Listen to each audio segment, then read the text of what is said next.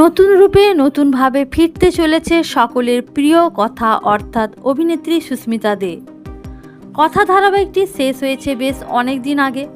তারপর থেকে দর্শকেরা অপেক্ষা করছে কবে আবার অভিনেত্রী সুস্মিতা দে ফিরে আসবে নতুন ধারাবাহিকে।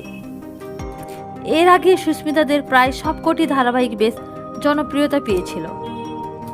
অপরাজিতা, অপু, পঞ্চমী খুবই জনপ্রিয় হয়েছিল।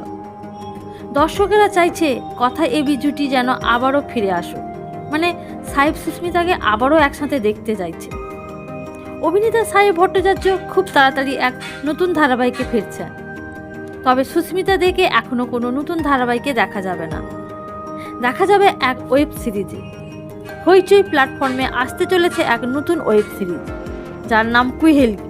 এই ওয়েব সিরিজে প্রধান নায়িকার ভূমিকায় অভিনয় করবেন অভিনেত্রী সুস্মিতা দে, আর প্রধান নায়কের ভূমিকায় অভিনয় করতে দেখা যাবে অভিনেতা কৌশিক সেনকে, যাকে এর আগে গোধূলি আলাপ ধারাবাহিকে প্রধান নায়ককে অভিনয় করতে দেখা গিয়েছিল।